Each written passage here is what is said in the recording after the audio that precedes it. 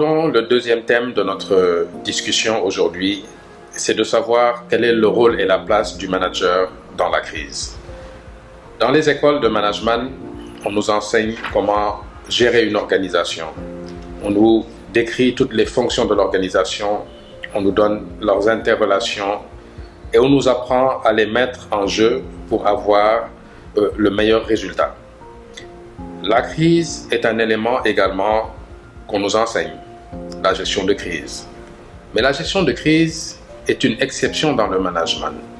Or, nous sommes dans une situation où la gestion de crise est devenue la règle. Et cela va apporter sans doute des perturbations dans la logique de management.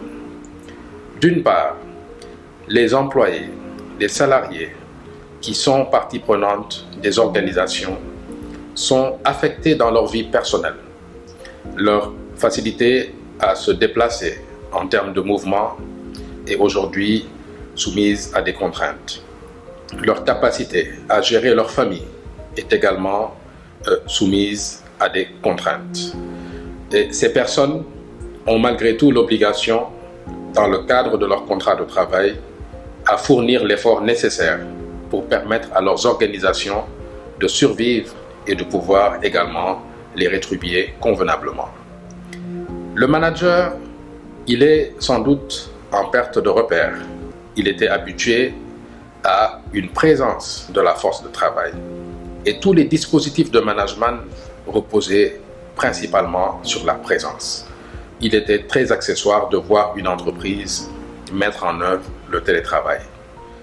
Aujourd'hui, le télétravail est devenu, par la force des choses, une exigence pour les entreprises. Ce n'est pas un choix, c'est une exigence.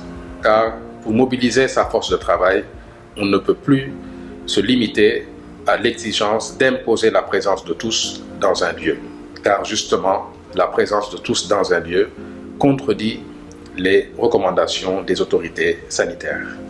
Et ce télétravail auquel nous ne sommes pas habitués, ni culturellement, ni managérialement, est un facteur sur lequel nous devrons insister, car il est fort à parier que l'avenir, que dans le très court terme, ce mode deviendra sans doute la pratique.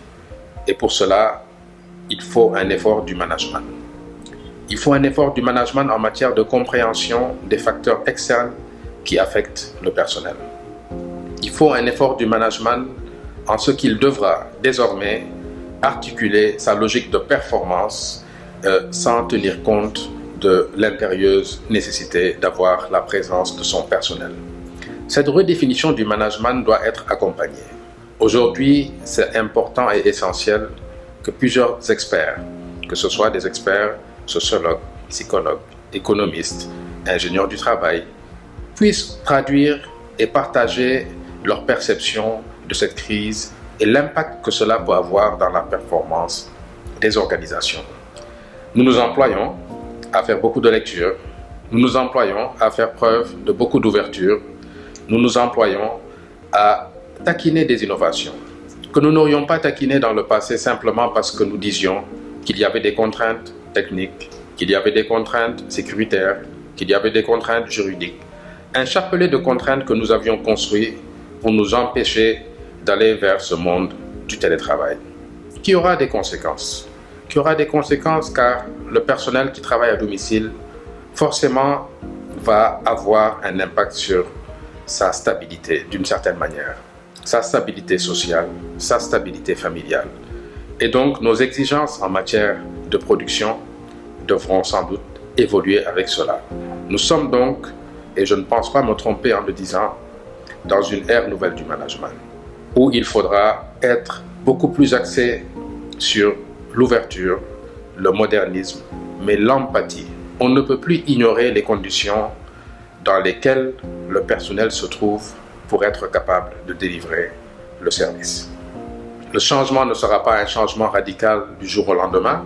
Aujourd'hui, le télétravail est pratiquement le mode principal que beaucoup d'organisations ont choisi d'adopter, avec des faiblesses, avec des résultats. Mais tout cela devra être codifié, normalisé, pour faire en sorte que les organisations puissent atteindre leur but et que le salarié l'employé, l'individu, soit également partie prenante et puisse s'épanouir dans ces nouvelles conditions du travail.